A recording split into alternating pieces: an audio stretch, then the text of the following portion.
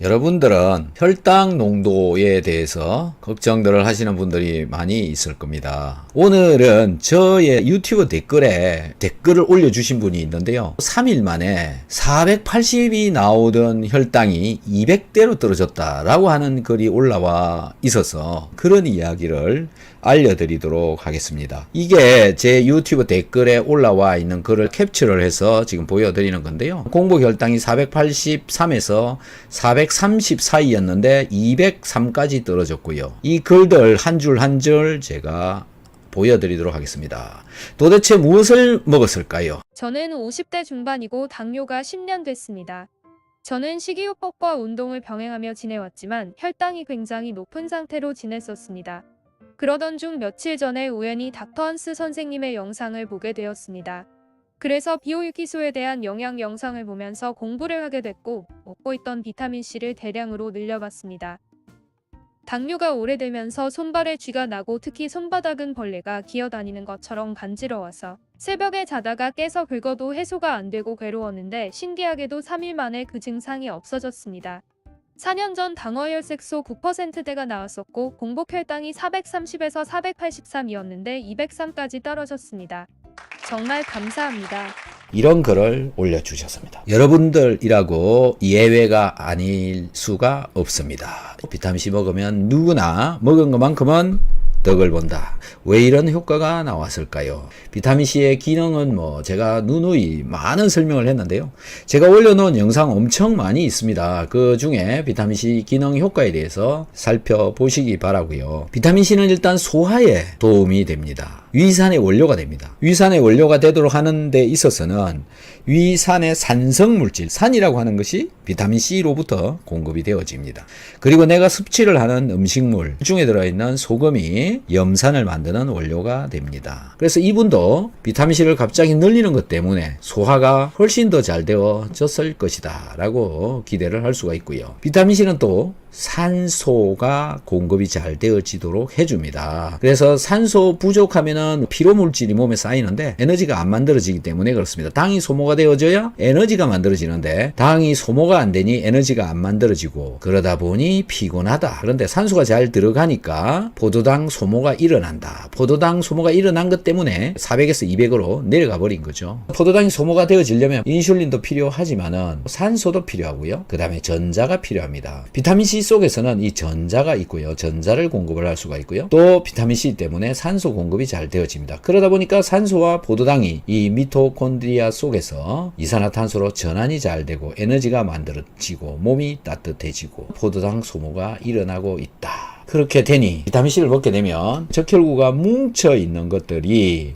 이렇게 분산되어진다. 적혈구 한 개씩 잘 떨어진다. 이게 비타민C가 나타내는 항산화 효과가 주는 효과입니다. 그래서 이 적혈구가 산소 운반을 훨씬 더 잘하고요. 그래서 피로가 풀린다. 여러분들이 시골에 가서 잠을 자거나 바닷가에 가서 잠을 자면 빨리 잠을 깨고 피로가 빨리 풀리는 것을 아마 많이 경험을 하셨을 겁니다. 산소가 들어가니까 몸속에 젖산이 빨리빨리 사라지기 때문에 그렇죠. 비타민C는 체온을 높여주는 그런 효과도 있다. 그래서 비타민C 과연 어떤 효과가 있는가라는 것에 대해서 좀 더 자세하게 말씀을 드리면 소화를 촉진시켜준다. 소화를 잘 되도록 해준다. 위산의 원료가 되기 때문에 그렇다. 그리고 비타민C는 섭취를 한다고 해서 전부 몸으로 흡수되는 게 아니고요. 장에서 아래로 내려가게 됩니다. 그러면 장에 있는 유산균들이 비타민C를 먹이로 사용해서 이용을 합니다. 그래서 유산균 정식이 잘 되고요. 비타민C는 약산성이기 때문에 또 유용한 유산균들만 장 속에서 존재하게 된다. 그래서 제가 비타민C와 유산균을 같이 먹어라 라고 계속 말씀을 드리는 겁니다. 비오유키소란 비타민C를 말을 하고 오메가3 유산균입니다.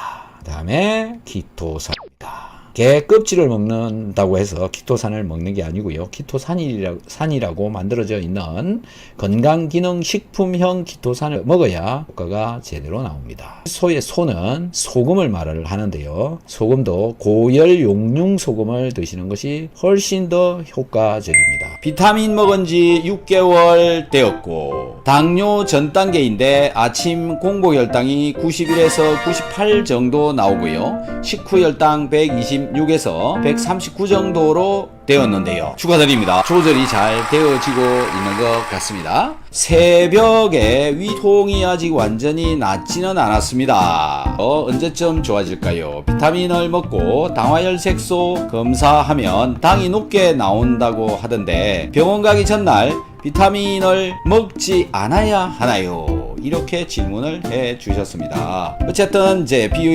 비오유키소를 드시고 당이 떨어졌다.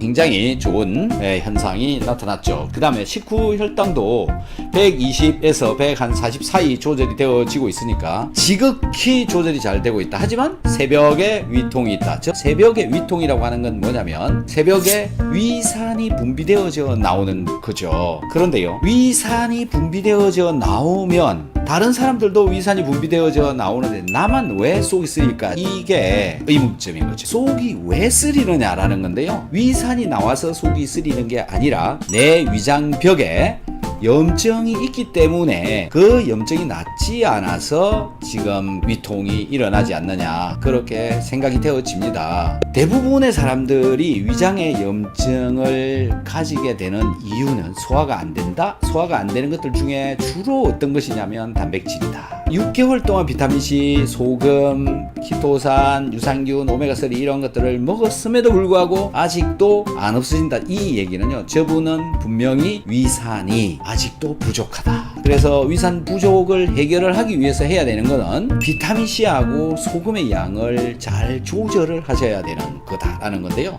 주로 보면 부족해서 나타나는 경우가 많다. 그래서 식사 후에 염분을 좀 더 드시는 방법을 택하시는 것도 좋을 것 같습니다. 그래서 매 식사할 때마다 염분을 티스푼으로 양을 좀 늘려 보시는 것이 어떨까. 그걸 계속 하라는 얘기는 아니고요, 대부분의 사람들은 비타민C와 소금을 조금 더 첨가해 주는 것으로부터 위산을 보충을 해서 소화를 시킬 수 있는 충분한 양의 위산을 만들어낼 수가 있는데, 이분은 제가 보기에는 내 몸속에서 분비되어져 나오는 위산이 너무 적다. 또 소금을 제대로 먹는다라고는 하고는 있지만 제대로 먹고 있는지, 필요한 양만큼 충분히 먹고 있는지 그 부분이 명확하지 않다. 그래서 그 양을 좀 더 조절을 해 보시면 될 것 같고요. 그 다음에 비타민을 먹고 검사를 받으러 가면 된다 안 된다. 비타민을 먹으면 당화혈색소가 올라가느냐, 지금 이걸 묻는 건데요, 올라가지 않습니다. 비타민C를 먹는다고 당화혈색소가 올라가느냐, 관계가 없다. 전혀 관계가 없는 거다라고 생각하시고 비타민C는 꾸준히 사실은 드셔도 되는데, 어쨌든 많이 좋아지셨다니까 그 비타민C를 더 잘 드시게 할 수 있는 힘이 나는 것 같습니다. 저는 대학교 4학년 때부터 키토산을 연구를 했습니다. 그리고 그 키토산에 대해서 좀 더 잘 알고자 일본 홋카이도에 있는 홋카이도 대학에 가서 석사 과정으로 키토산 연구를 했습니다. 2년 동안 하고 그 이후에 다시 박사 과정에 진학해서 3년 동안 박사 과정을 했죠. 그리고 박사 학위를 받은 뒤에 한국에 들어와 가지고 이 연구 활동을 한 4년 반 정도 개쭉 하다가 모 대학의 교수로 한 10여 년간 근무를 하다가 지금 유튜브 활동으로 여러분들께 비타민C를 드셔라 라고 하는 이야기를 열심히 하고 있습니다. 이렇게 비타민C를 먹으라 라고 이야기를 하게 된 이유는 제가 비타민C를 먹어보니까 너무 좋더라 라는 거죠. 그런데요, 이 비타민C는 화학 구조적으로 명확한 물질이다. 그리고 자연에도 굉장히 많이 존재해 있다. 그리고 우리들도 많이 먹어왔다. 비타민C가 몸속에 부족한 경우에는 다양한 문제들이 발생한다. 영상을 여러분들이 보신 분들도 많이 계실 텐데 한 번에 5알 정도씩 먹는 걸 종종 여러분들한테 보여드리기도 합니다. 비타민C가 약간 신맛을 나타내고 그 신맛 때문에 혹시나 속이 쓰려질까봐 두려워서 먹지 못하시는 분들이 굉장히 많았어. 빈속에 이렇게 한 번에 5개를 먹어도 괜찮다 라는 것을 보여주면 그래도 좀 더 잘 먹을 것 같아서 제가 열심히 먹는 것을 보여주면서까지 이렇게 지금까지 계속 이야기를 하고 있습니다. 어쨌든 비타민C 정말 괜찮은 물질이니까 열심히 챙겨 드셔보시고요. 여러분들의 몸이 점점 더 건강해졌으면 좋겠습니다. 그리고 드셔보시고 뭐 효과를 보시는 분들이 너무 많고, 요즘은 이제 제 영상들을 보시고 계시는 의사분들도 많이 있어가지고 그분들이 환자한테도 제 영상 닥터한스 TV를 봐라, 비타민C를 먹어봐라 이런 얘기를 한다라는 것을 그 환자분으로부터도 들었습니다.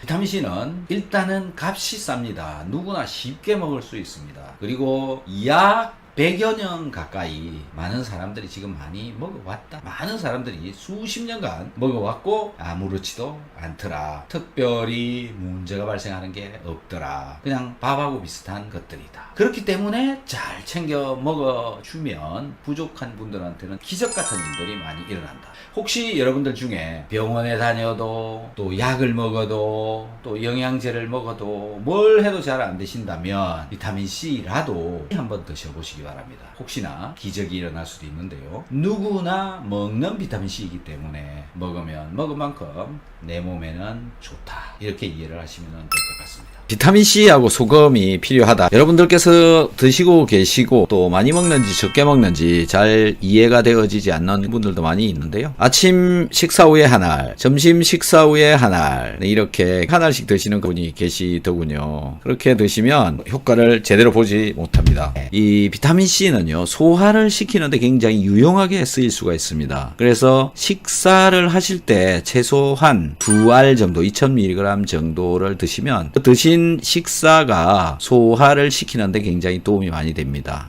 일반적으로 동양인들은 위산 분비량이 굉장히 적다.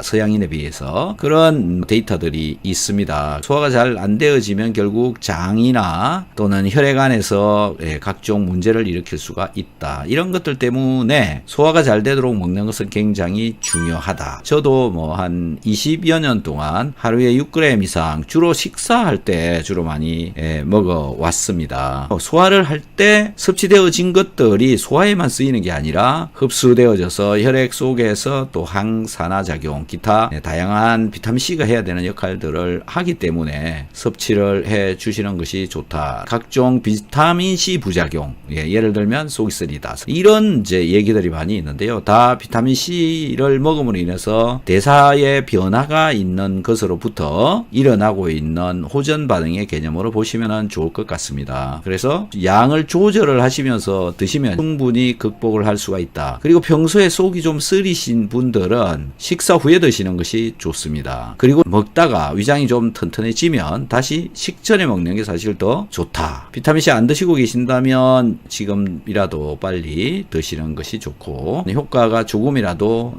나타나면 친구분한테도 먹으라라고 얘기를 하는 게 좋습니다. 이게 약인 줄 알고 안 먹으려고 하는 분들도 많은데요. 과일 속에서도 비타민C는 발견이 되어지고 있고요. 우리가 섭취하는 음식물 중에도 비타민C는 항상 들어있습니다. 그래서 비타민C가 몸 안에 들어와도 큰 문제는 없고요. 그리고 비타민C 못지않게 더 중요한, 비타민C보다도 사실 더 중요하다고 저는 생각이 되어지는데요. 염분은 소변으로 굉장히 많이 빠져나가고 있기 때문에 계속 보충을 시켜 주어야 된다. 마치 밥을 먹듯이 또는 단백질을 먹듯이 염분도 충분하게 먹어주고 그런 양으로 먹어야 되는데 비타민C보다 염분이 더 많이 부족한 것 같습니다. 저한 전화가 와서 문의를 하시는 분들, 비타민C보다 소금이 더 문제가 있으신 분들이 더 많더라. 소변의 염 농도를 체크를 해보는 수밖에 없다. 소변의 염 농도가 0.9% 이상 나오면 이제 정상적으로 보시면 될 것 같고요. 그것보다 아래로 나온다면 염분이 부족하다. 염분이 부족하게 되면 결국은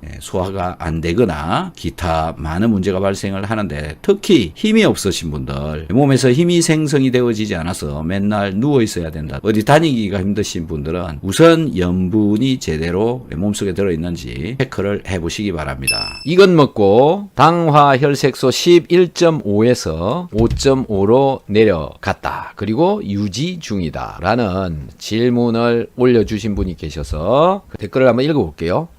당뇨병 합병증으로 결핵이 와서 다제 내성 결핵 약을 1년째 먹고 있어요. 약이 부작용도 심하고 간 독성까지 있어서 너무나 약 먹기가 힘들어요. 그래서 선택한 것이 비타민C 메가도스를 하고 있습니다. 그랬더니 간 수치가 정상인보다 더 좋은 수치를 가지고 있으며 신장 수치도 좋아졌고, 당뇨로 당화혈색소가 11.5까지 올라와서 인슐린까지 맞고 있던 제가 지금은 당화혈색소 4.6에서 5.5 유지를 하고 있습니다. 왜 비타민C를 먹게 되면 이런 현상들이 나타나게 되는지 지금부터 얘기를 좀 해보도록 하겠습니다.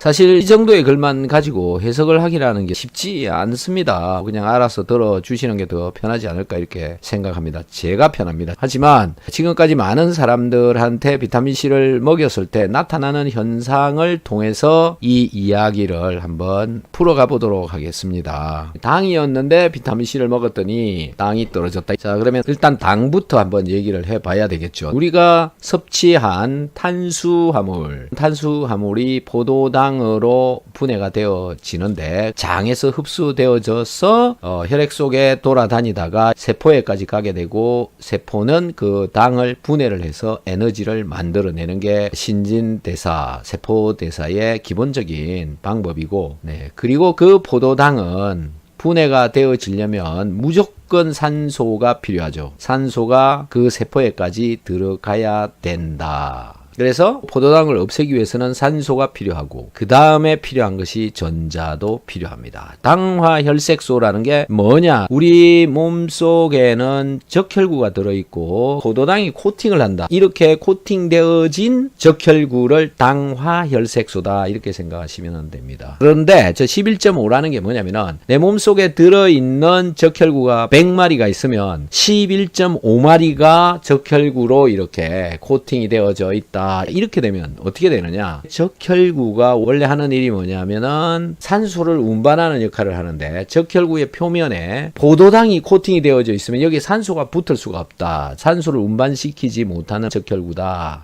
산소 운반을 못 시키는 적혈구가 들어있게 되면 신진대사가 잘 안 되어지는 것이고 포도당 소비율이 떨어지게 되는 것이고 당이 몸속에 남게 되고 세포대사, 신진대사가 잘 되어지지 않는다. 그런데 비타민C를 먹게 되면 비타민C가 하는 역할 중에 한 개가 소화를 첫 번째 잘 시켜주고요. 그 다음에 유산균 먹이가 되기도 하고 혈액 중에서 전자를 공급을 해서 항산화를 시켜주고 적혈구가 산소 운반을 훨씬 더 잘하게 해주고 그런 상태로 되어지는 거죠. 비타민C가 들어갔는데 당화혈색소는 왜 줄어들었을까라는 건데요. 당 소모가 잘 되어지니까 적혈구에 붙는 양이 줄어들겠죠. 산소가 잘 들어가니까 당 소모량이 증가한다. 또 암도 산소가 부족해서 암을 유발을 한다라고 하는 메커니즘들은 많이 밝혀져 있습니다. 그래서 산소 운반은 이렇게 중요하기 때문에 비타민C는 잘 많이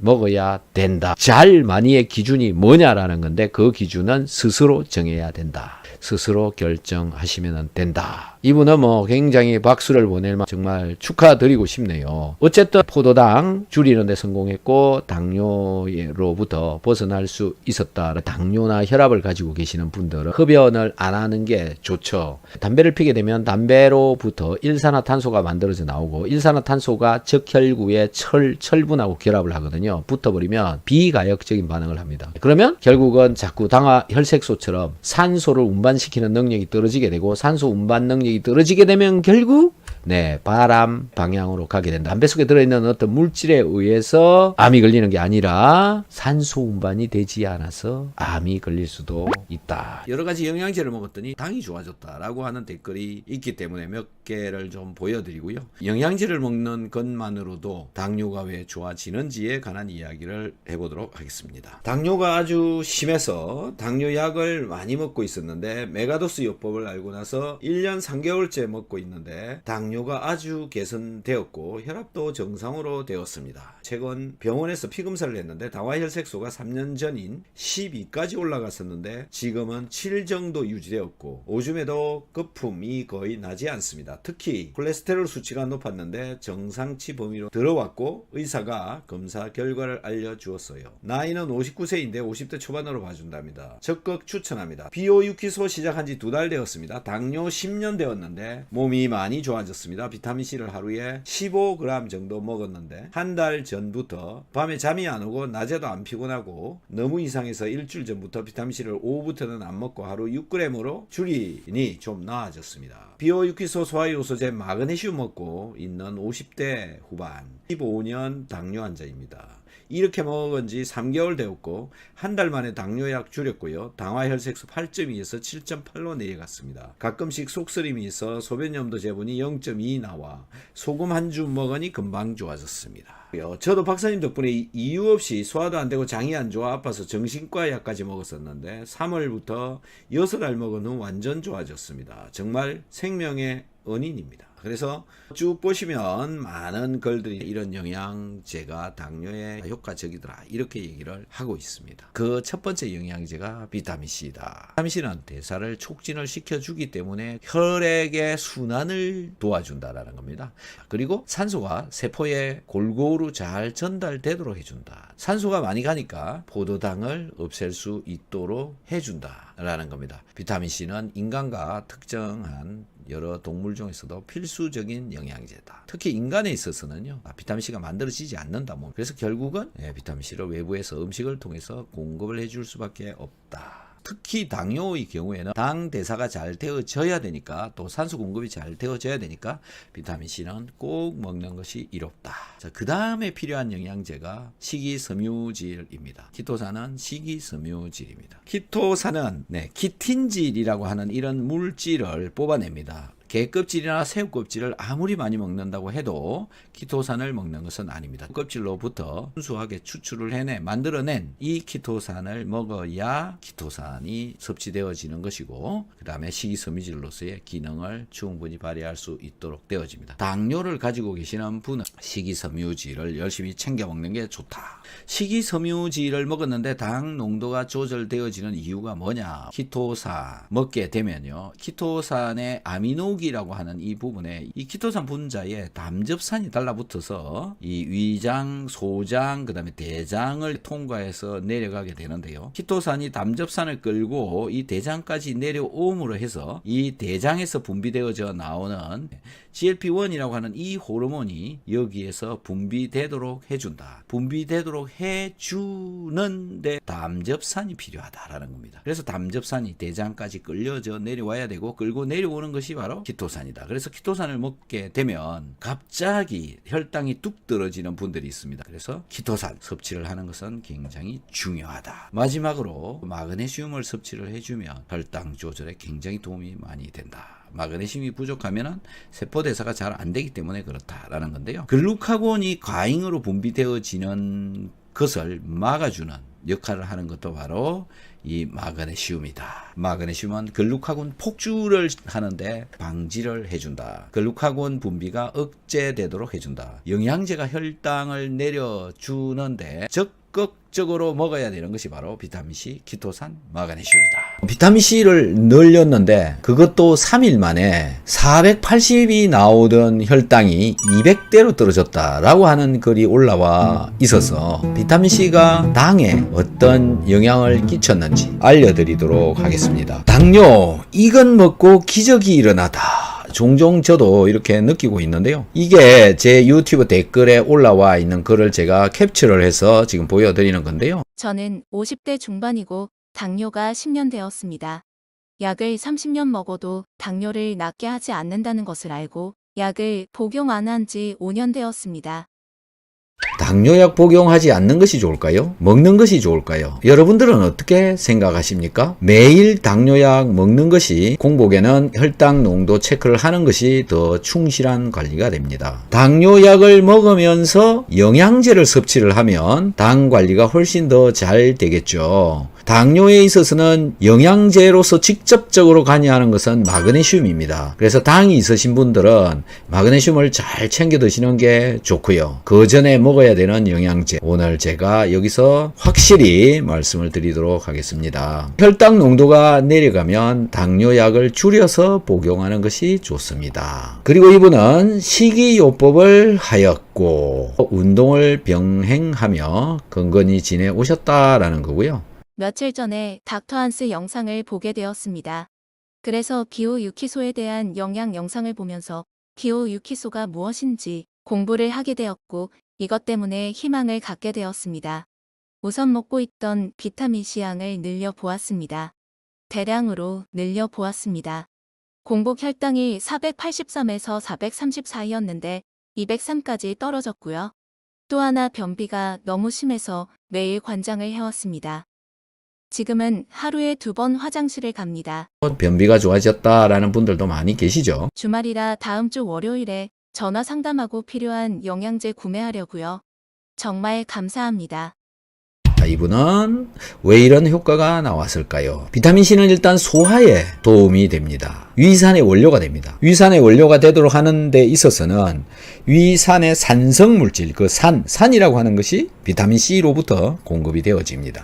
그리고 소금이 염산을 만드는 원료가 됩니다. 그러니까 비타민C를 안 먹을 수가 없겠죠. 비타민C는 또 산소가 공급이 잘 되어지도록 해줍니다. 그래서 산소 부족하면은 피로물질이 몸에 쌓이는데 당 농도가 높으신 분들은 굉장히 필요하죠. 에너지가 안 만들어지기 때문에 그렇습니다. 당이 소모가 되어져야 에너지가 만들어지는데 당이 소모가 안 되니 에너지가 안 만들어지고 그러다 보니 피곤하다. 그런데 산소가 잘 들어가니까 포도당 소모가 일어난다. 포도당 소모가 일어난 것 때문에 400에서 200으로 내려가 버린 거죠. 포도당이 소모가 되어지려면 인슐린도 필요하지만 산소도 필요하고요. 그 다음에 전자가 필요합니다. 비타민C 속에서는 이 전자가 있고요. 그러다 보니까 산소와 포도당이 이 미토콘드리아 속에서 이산화탄소로 전환이 잘 되고 에너지가 만들어지고 몸이 따뜻해지고 이렇게 해서 포도당 소모가 일어나고 있다. 그리고 비타민C는 섭취를 한다고 해서 전부 몸으로 흡수되는 게 아니고요. 장에서 아래로 내려가게 되면 됩니다. 그러면 장에 있는 유산균들이 비타민C를 먹이로 사용해서 이용을 합니다. 그래서 유산균 정식이 잘 되고요. 비타민C는 약산성이기 때문에 또 유용한 유산균들만 장 속에서 존재하게 된다. 그래서 제가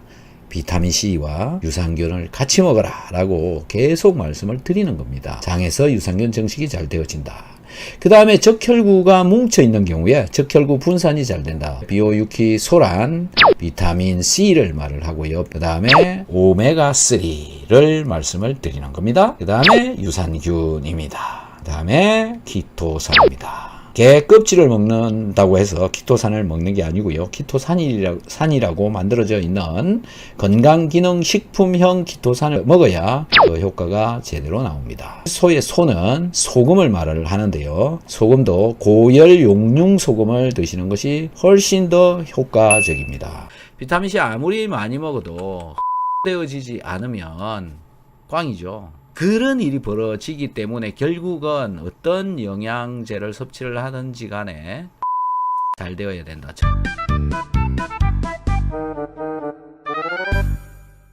우선 분말과 알에 대한 개념은요, 정제를 말을 하는 것이고 분말은 이제 가루로 되어져 있는 것, 이런 것들에 대한 이야기이고요. 그 다음에 영국산, 중국산에 관한 개념은 생산지가 어디냐 라는 개념이고요. 천연이냐 합성이냐 라고 하는 것은 분자 구조적으로 어떻게 서로 차이가 있냐 없냐, 이런 개념에 대해서 설명을 드리도록 하겠습니다. 제일 중요한 건 뭐냐면 무슨 목적으로 비타민C를 먹나요? 라는 것도 또 있습니다. 비타민C를 먹는 목적, 여러분들은 어떤 것이 목적인가요? 면역을 강화시키는 목적인가요? 면역력이라고 하는 것, 제가 표현하는 방법으로는 면역 밸런스를 말을 하는 겁니다. 면역을 밸런스를 맞추어주는 비타민C, 무엇이 어떤 게 좋은 것이냐, 우리 몸의 총체적인 자율신경적인 문제라든지 간단하게는 그냥 통증이라든지 염증이라든지 이런 문제들도 포함되어져 있는 것이기 때문에 결국 이 개념은 그냥 건강하기 위해서 어떻게 해야 되느냐, 이런 개념이 들어있다고 봅니다. 이 면역 밸런스를 맞춰 주기 위해서는 결국 여러 가지가 필요한 거지 비타민C 한 개만 필요한 거는 아니다 라는 거. 그래서 결국 목적은 건강하기 위해서 비타민C를 먹게 되어진다. 특히 비타민C는 이제 감기에 잘 걸리지 않는다. 그 다음에 감기에 걸리더라도 빨리 회복이 된다. 이런 이야기들이 굉장히 많이 있는데요. 과학적인 근거보다 더 중요한 것은 긴 시간 동안 먹었을 때 내가 감기에 얼마나 걸렸느냐 안 걸렸느냐, 이런 데이터들이 더 중요하고, 일단 먹어보면 잘 아실 겁니다. 먹어보면 그냥 압니다. 경험적인 결과를 토대로 해서 결정을 할 수밖에 없는데요. 비타민C 드신 분들 감기에 안 걸렸다, 덜 걸렸다 이런 얘기를 하시는 분들이 굉장히 많습니다. 왜 그럼 그런 결정을 할 수 있느냐라는 건데요. 비타민C는 가장 사람들이 많이 먹어온 식품입니다. 그러면 밥을 먹는데 과학적인 근거가 있냐? 이렇게 질문을 해야 되는 거하고 비타민C 먹는 거하고 똑같은 겁니다. 저는 20년 동안 감기다운 감기를 걸린 게 별로 없습니다. 뭐 한두 번 정도 기억에 있고요. 그리고 비타민C를 드시는 많은 분들은 감기에 잘 안 걸리더라 그런 이야기를 댓글에 많이 올려줍니다. 자, 그리고 비타민C만 가지고 보시면은 뭐 질병을 또는 면역을 관여한다라고 하는 것은 사실 어려운 이야기이고, 그래서 많은 다른 음식물이나 영양 성분들을 먹어야 된다. 그래서 면역과 관련해서는 다양한 성분들이 필요하니까 이런 목적으로 먹는 거면 비타민C 말고 다른 것들도 열심히 챙겨 먹어야 된다. 뭘 먹어야 되느냐라는 것은 또 다른 영상을 참고로 많이 하시면 좋을 것 같고요. 제 채널에서 말씀드리고 있는 것은 소화를 목적으로 한다라는 게 주된 내용입니다. 그래서 위와 장에 좋은 그런 기능을 한다라고 봅니다. 비타민C는. 그래서 여기 뭐 나와 있는 글처럼 여러분들 중에 혹시 트림이 나온다, 가스가 찬다, 툭하면 체한다, 속이 쓰리다, 적게 먹어도 배불러다, 소화가 안 된다. 그런데요, 이 질병, 소화불량을 장시간 가지고 있으신 분들은 정말 고치기가 힘듭니다. 정말 고치기 힘들어서 고통스러워하고 병원을 가도 어디를 가도 해결이 되지 않는 분들이 굉장히 많은데요. 그분들한테 실제적으로 필요한 것은 비타민C였습니다. 그런 분들 비타민C를 충분하게 섭취를 하면 많이 개선이 되더라. 그리고 소금. 이 두 가지 영양소가 부족한 상황에서는 소화를 제대로 시키지 못하더라.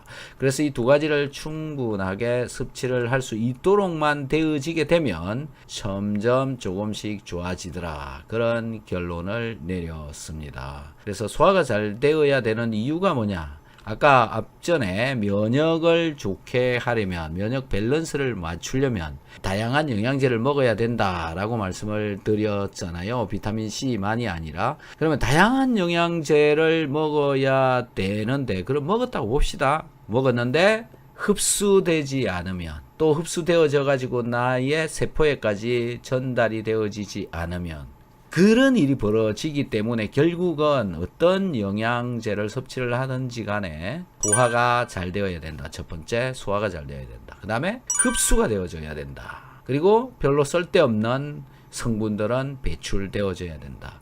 이게 기본이다. 결국은 소화가 잘 되어져야 되고 흡수가 잘 되어져야 되는 거니까 비타민C 아무리 많이 먹어도 흡수되어지지 않으면 꽝이죠. 겨울철에도 감기가 소화불량이 되어져 있는 사람이 감기에 훨씬 더 잘 걸린다. 결국은 비타민C가 여기에도 많이 관여되어져 있다. 비타민C가 하는 기능 중에 한 개가 혈류를 많이 돌아가게 해준다. 혈류가 많이 돌아간다. 산소 공급이 잘 된다. 비타민C가 하는 일은 산소 공급이 잘 되어진다. 비타민C를 먹고 몸이 따뜻해졌다. 이런 얘기를 하시는 분들도 많이 있습니다. 자율신경 조절을 잘 하도록 도와준다. 비타민C가 내장기관의 활동성도 좋게 해줄 수 있다. 이런 기능들을 한다라는 건데, 비단 비타민C는 이것뿐만이 아니라 목적으로 하는 것이 많이 있지 않습니까? 항산화, 빈혈, 면역 강화, 심장 건강 개선, 피부 개선, 통풍 예방. 그런데 이렇게 일반적으로 책에 나오는 이야기 정도의 수준인데요. 가장 비타민C 먹으면 바로 효과를 느끼는 게 뭐냐면 피곤한 게 줄어든다. 피곤한 게 확연히 줄어든다.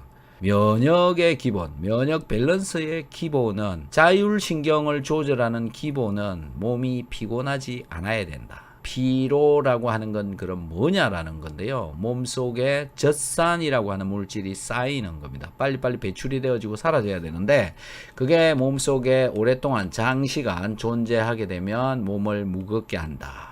그럼 비타민C를 왜 피로를 빨리 없애주느냐라는 건데, 혈류량을 증가, 산소 공급이 잘 되어진다. 그 다음에 활성산소를 제거를 한다. 이런 것들 때문에 젖산이 생성이 잘 되어지지 않기 때문에 그렇다. 그리고 생긴 것들도 또 전자를 공급을 하기 때문에 사라져 버린다. 결국은 비타민C를 먹는 목적은 몸 전체를 건강하게 하기 위해서 먹는 거다. 염증이 일어나 있으면 산화가 계속 되어지고 있고 몸은 계속 노화가 되어지고 있고 몸에 또 힘도 없어지게 되죠. 전자가 빠져나가니까요. 자, 그런 현상들이 산화되어지는 것이다.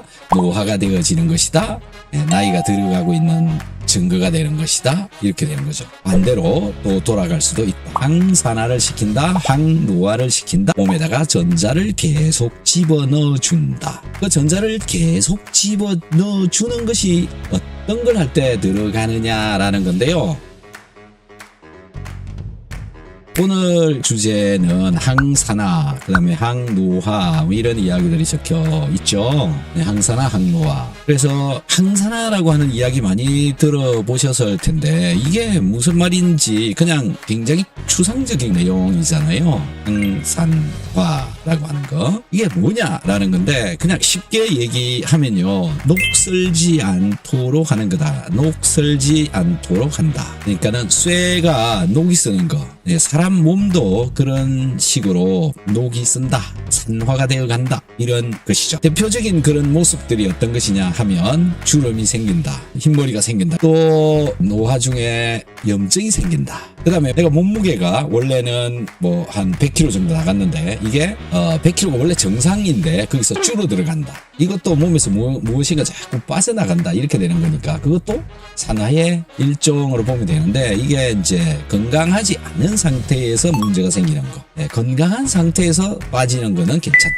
네, 건강하지 않은 상태에서 줄어드는 거 이런 것들도 산화의 일종인데요. 핵심적인 그 기본 개념은 전자가 빠져나간다. 이런 얘기가 되는 겁니다. 아니 뭐 갑자기 전자는 또 무슨 얘기야 이렇게 생각을 할 수가 있는데요. 그 전자라고 하는 것은 핸드폰 속에 배터리 들어있죠. 배터리 속에 충전이 되어져 들어있는 것이 뭐냐면은 전자인 것입니다. 그 전자라고 하는 놈이 배터리에 잘 들어있을 때는 환원, 항산화 이렇게 되는 것이고요. 그 배터리 속에 있는 전자가 자꾸 빠져나가는 거 이걸 산화되어진다 이렇게 이해를 하시면 되는 겁니다. 그래서 여러분 몸에서도 그런 현상이 나타난다. 이 전자가 자꾸 빠지면 결국은 몸에 무엇인가가 어떤 일이 일어나고 있다라는 건데 그 대표적인 것이 바로 염증이다 이렇게 보시면 되죠. 그래서 염증이 일어나 있으면 산화가 계속 되어지고 있고 몸은 계속 노화가 되어지고 있고 몸에 또 힘도 없어지게 되죠. 전자가 빠져나가니까요. 자, 그런 현상들이 산화되어지는 것이다. 노화가 되어지는 것이다. 나이가 들어가고 있는 증거가 되는 것이다. 이렇게 되는 거죠. 반대로 또 돌아갈 수도 있다. 항산화를 시킨다. 항노화를 시킨다. 몸에다가 전자를 계속 집어넣어 준다. 그 전자를 계속 집어넣어 주는 것이 어떤 걸 할 때 들어가느냐라는 건데요. 산소 공기를 계속 호흡을 하고 있으면 전자가 계속 들어가고 있는 것입니다. 비타민 C와 같은 항산화제를 계속 먹고 있으면 전자가 계속 들어가고 있는 것입니다. 그래서 비타민 C를 계속 먹어야 되는 거죠. 그리고 여러분들이 미세전류다 이런 얘기를 들어보셨을 텐데요. 그 전류를 통해서 전자를 몸속에 계속 집어넣어 주는 것도 항산화가 되어지는 거죠. 그래서 여러분들이 가지고 계시는 기계들 중에 얼굴에다가 이렇게 밀어가지고 피부를 더 좋게 하는 이것도 이 속에 전자가 계속 채워지기 때문에 피부가 더 아름답고 또 촉해지고 탄력성 있는 그런 젊어지는 피부를 가질 수 있게 된다. 전자를 넣어주는 것이다. 전자가 들어오면 항산화, 항노화, 안티에이징. 전자가 빠져나가면 나갈수록 노화, 산화, 늙어간다, 나빠져간다, 병들고 있다, 염증이 생기고 있다, 통증이 생기고 있다, 약물을 많이 먹고 있다. 이거 전부 노화 쪽으로 산화 쪽으로 가고 있는 것이 되어지는 것이다.